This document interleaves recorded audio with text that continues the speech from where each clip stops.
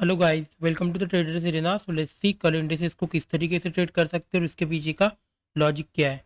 तो कल हमने प्लान किए थे मार्केट इसके नीचे अगर आएगा एक शार्प सेलिंग हमको देखने को मिल सकती है और एक अच्छे एक सेलिंग के लिए मार्केट नीचे आया। अभी क्या हो सकता है, मार्केट के पास दो ही कंडीशन हो सकती है।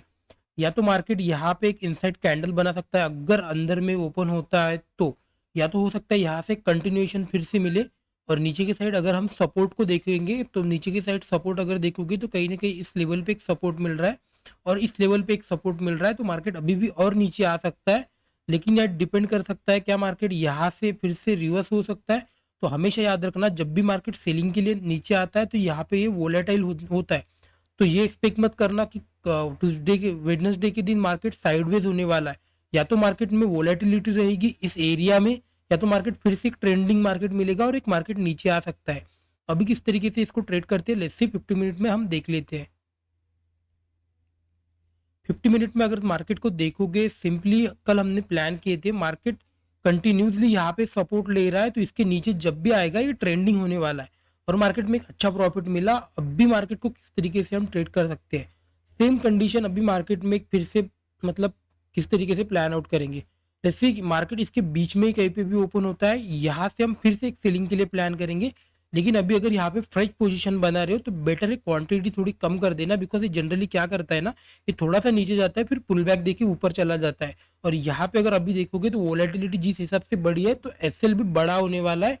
तो क्वांटिटी इधर कम कर लेना, या तो फिर ट्रेड के लिए एसएल छोटा करना है तो फिर 5 मिनट में ट्रेल कर सकते हो। ओके, अगर 5 मिनट में मार्केट रिवर्स कर रहा है तो बेटर है वहां से निकल जाओ, कोई इशू नहीं है। फिर से आएगा फिर से ट्रेड करेंगे, इस तरीके से हम प्लान आउट कर सकते हैं। इसके नीचे ही हम एग्रेसिवली फिर से सेलिंग के लिए प्लान करेंगे और इसके नीचे अगर आता है तो फिर से हमारा एक टारगेट हो जाना चाहिए 42,500 तक। यहाँ तक हमारा एक टारगेट हो जाना चाहिए 500 पॉइंट का। ओके, यहाँ से अगर आता है तो हो सकता है हमको 1:3 फिर से एक मार्केट में देखने को मिल सकता है, 1:3 1:4 ऑलमोस्ट। मार्केट लेस से इसके बीच में अगर कहीं पे भी ओपन होता है तो मैं एग्रेसिवली तो सेलिंग के लिए प्लान नहीं करूंगा, लेकिन कुछ ना कुछ क्वांटिटी सेलिंग के लिए प्लान करूंगा। बिकॉज ये मार्केट फिर से नीचे आ सकता है तो सेलिंग के लिए ही प्लान करेंगे, लेकिन एग्रेसिव नहीं होंगे, क्वांटिटी थोड़ा कम कर देंगे। बाइंग के लिए अभी कोई स्किनेरियो नहीं मिलने वाला है, मार्केट जब तक इसके ऊपर नहीं आता है तब तक एग्रेसिवली बाइंग के लिए स्किनेरियो नहीं मिलने वाला, या तो फिर यहाँ पे कुछ सेटअप नहीं क्रिएट करता है तो तब तक बाइंग के लिए हमको एग्रेसिव मार्केट नहीं मिलने चाहिए। बिकॉज एग्रेसिवली हम बाइंग के लिए कब प्लान कर सकते हैं, लेट्स सी मार्केट यहाँ पे अगर गैप डाउन खुलता है जो कि 300 पॉइंट से मोर देन गैप डाउन अगर ओपन होता है तो फिर हम एक बाइंग के लिए प्लान करेंगे। लेकिन यहाँ पे भी एक एसएल बड़ा होता है तो फिर क्वांटिटी कम करके ट्रेड प्लान करना, और प्लान करना इस लेवल तक मार्केट आ जाए तो एक अच्छे प्रॉफिट हमको मिल सकता है। बिकॉज गैप डाउन खुला, अगर बहुत बड़ा गैप डाउन खुलता है तो बायर्स को और सेलर्स को ऑलरेडी प्रॉफिट मिलेगा तो हो सकता है वो प्रॉफिट बुक कर सकते हैं। लेकिन यहाँ से फिर से कहीं ना कहीं एक सेलिंग के लिए प्रेशर आ सकता है, तो इस तरीके से प्लान आउट होने वाला है। लेट्स सी की मार्केट बहुत बड़ा गैप डाउन खुलता है जो कि पॉसिबल नहीं लग रहा है। लेट्स सी की बहुत बड़ा गैप डाउन खुलता है तो बस वेट करना, थोड़ा सा यहाँ पे होल्ड करे, फिर अगर ब्रेकआउट देता है तो बस सेलर्स हो सकता है ट्रैप हो जाए, एक मोमेंटम बाइंग के साइड होगा जो कि जनरली होता नहीं है, लेकिन फिर भी हम प्लान आउट कर सकते हैं अगर उस तरीके से कुछ पैटर्न फॉर्म होता है तो। ओके, लेट्स सी निफ्टी 50 को देख लेते हैं। निफ्टी 50 को अगर देखोगे तो कहीं ना कहीं ये फिर से इसके सपोर्ट के पास वर्क कर रहा है, तो हो सकता है मार्केट यहाँ से थोड़ा सा नीचे आए दिन पुल बैक देखिए फिर से ऊपर चला जाए। इंस्टेंटली यहाँ से इस तरीके से ऊपर नहीं जाने वाला, यहाँ पे जाएगा हॉल्ट करेगा फिर से ऊपर जाएगा, इस तरीके से कुछ पैटर्न बन सकता है। तो अब भी मार्केट यहाँ पे डिसाइडिंग लेवल के आसपास है। क्या मार्केट फिर से यहाँ से नीचे आने वाला है या मार्केट यहाँ से फिर से हॉल्ट कर रहा है, तो दोनों कंडीशन होती है। और इसीलिए मैंने आपको कहा था निफ्टी बैंक से टेकन आउट कर जाओ, बिकॉज निफ्टी 50 उसके सपोर्ट के पास ट्रेड कर रहा है। तो जनरली ये होता नहीं है कि निफ्टी 50 स्टॉप कर दे और निफ्टी बैंक मूव करे, तो इस तरीके से जनरली मूव होते नहीं है मार्केट में पॉसिबल, बड़े मूव नहीं होते, छोटे छोटे मूव हो जाते हैं कि निफ्टी 50 साइडवेज था और थोड़ा सा निफ्टी बैंक मूव किया, इस तरीके से मोमेंटम होता है। लेकिन जनरली मोमेंटम तभी होते हैं जब दोनों मूव करते हैं। ओके, तो लेट्स सी इसको अभी किस तरीके से प्लान आउट कर सकते हैं, लेट्स सी 50 मिनट में देख लेते हैं। अगर आपके पास पोजीशंस यहाँ से फिर से होल्ड है, हमने प्लान किया थी इसके नीचे आएगा तो एक सेलिंग के लिए प्रेशर मिल सकता है और एक अच्छा मोमेंटम मिला निफ्टी 50 में।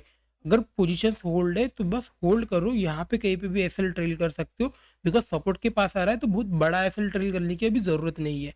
यहाँ पे कुछ अगर लेसी प्राइस एक्शन मिलता है इसके बीच में कहीं पे भी ओपन हो, हम सेलिंग के लिए प्लान करेंगे, लेकिन इंस्टेंटली अगर रिवर्स हो जाता है तो निकाल देंगे पोजीशंस को, बिकॉज एक इंस्टेंटली नीचे जाके रिवर्स हो सकता है, तो इस तरीके से कुछ पैटर्न बन सकता है। लेट्स सी, गैप डाउन खुला तो बाइंग के लिए ही प्लान करने वाले हैं। बाई गैप डाउन हुआ तो गैप डाउन अगर ओपन होता है तो फिर से और सेल करने के लिए इंटरेस्टेड नहीं हूँ।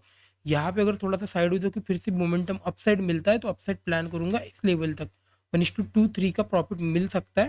इसके बीच में अगर ओपन होता है तो मैं कुछ भी ट्रेड करने के लिए इंटरेस्टेड नहीं हूँ। सेलिंग के लिए एक प्लान करूंगा, लेकिन कम क्वांटिटी में ही प्लान करूंगा जब तक इसके नीचे आके ट्रेड नहीं करता है। तो अच्छे लेवल पे ओपन होना चाहिए, तभी एक बाइंग या सेलिंग के लिए मार्केट मिलने वाला है। बाइंग के लिए अभी कुछ स्केनारियो दिख नहीं रहा है मार्केट में। जब तक इस लेवल के ऊपर मार्केट जाके हॉल्ट नहीं करता है और ब्रेकआउट नहीं देगा, तब तक बाइंग के लिए कुछ भी प्लान नहीं कर सकते। आई होप ये पॉइंट आपको समझ में आ रहे होंगे। लेट्स सी, फिर निफ्टी को देख लेते हैं। फिर निफ्टी में एक्सपायरी थी और हमने प्लान भी किए थे मार्केट में हम इसके नीचे अगर आएगा तो फिर प्लान आउट कर सकते हैं और एक अच्छा प्रॉफिट मिला होगा फिर निफ्टी में भी। ओके, अभी इसको देखेंगे कल किस तरीके से प्लान आउट कर सकते हैं। बाइंग के लिए यही एरिया है, जब तक इस एरिया में आके हॉल्ट नहीं करता है और इसके ऊपर नहीं निकलता है तब तक बाइंग के लिए हम प्लान आउट नहीं कर सकते। या तो मार्केट यहाँ पे कुछ बेस नहीं बनाता है तब तक बाइंग के लिए प्लान नहीं कर सकते। ओके, फिर से सेलिंग के लिए प्लान करेंगे मार्केट को। इसके बीच में अगर ओपन होता है, फिर से फ्लैट अगर ओपन होता है 19,350 के नीचे, हम सेलिंग के लिए प्लान करेंगे। और 30-40 रुपये का हमारा मैक्सिमम एसएल होना चाहिए, 1:2 एटलीस्ट हमारा टारगेट हो जाना चाहिए। अगर मार्केट नीचे आता है तो और एक ट्रेंडिंग मार्केट मिल सकता है निफ्टी बैंक और फिर निफ्टी में देर आर मोर चांसेस। लेकिन जिस तरीके से निफ्टी 50 हॉल्ट कर सकता है अगर उसने सपोर्ट लेता है तो फिर हो सकता है मार्केट हॉल्ट करे मंडे के दिन, सॉरी टू वेडनेसडे के दिन, देन मार्केट मोमेंटम कर सकता है। ओके, और यहाँ से अगर देखोगे, यहाँ से अगर देखोगे इसके नीचे अगर आता है तो एक ट्रेंडिंग मार्केट हमको फिर से मिल सकता है। यहाँ पे हम 30-40 रुपये का हमारा एक एसएल डालेंगे, 1:2 एटलीस्ट हमारा टारगेट हो जाना चाहिए। इसके बीच में कहीं पे भी ओपन होता है, इसके इस सपोर्ट के नीचे हम सेलिंग के लिए प्लान करेंगे। लेकिन यहाँ पे अगर कम कर देंगे क्वांटिटी को, बिकॉज क्या होता है ना, जनरली मार्केट यहाँ से मूव करता है, यहाँ तक नीचे आता है, दिन ये फिर से यहाँ से रिवर्स होकर फिर से ऊपर चला जाता है। तो इस तरीके का भी मूव पॉसिबल होता है। या तो हो सकता है मार्केट यहाँ पे ओपन हो, यहाँ से फिर से नीचे आए, देन यहाँ पे कुछ होल्ड करे, फिर से एक मोमेंटम दे, तो इस तरीके से भी मूव होता है। तो बस हमको एसएल लेना है और प्लान करना है। लेकिन मार्केट ट्रेंडिंग रहने वाला है, मार्केट साइडवेज नहीं होने वाला है अभी 1-2 दिन। तो तब तक हम मतलब प्लान आउट कर सकते हैं। मार्केट यहाँ पे भी अगर ओपन होता है तो यहाँ पे वोलेटिलिटी देखने को मिलने वाली है हमको। ऊपर जाएगा मार्केट, मार्केट फिर से नीचे आएगा तो आप स्कैल्प मूव कर सकते हो। लेकिन ट्रेंडिंग के लिए फिर बीच में मतलब एक्सपायर बीच में अगर ओपन होता है तो फिर ट्रेंडिंग के लिए प्लान नहीं करते। ट्रेंडिंग सिर्फ सेलिंग के लिए प्लान कर सकते। बाइंग के लिए जाएगा तो फिर से एसएल फिर से सपोर्ट या रेजिस्टेंस हिट करेगा तो फिर से ऊपर जाते जाएगा, फिर से नीचे आते जाएगा। तो ये जनरली वी शेप रिकवरी बहुत रेयरली होती है, तो प्लान आउट नहीं करने वाले। ओके, आई होप ये पॉइंट आपको समझ में आ रहे होंगे। वीडियो अच्छा लगा तो like and subscribe. Thank you so much.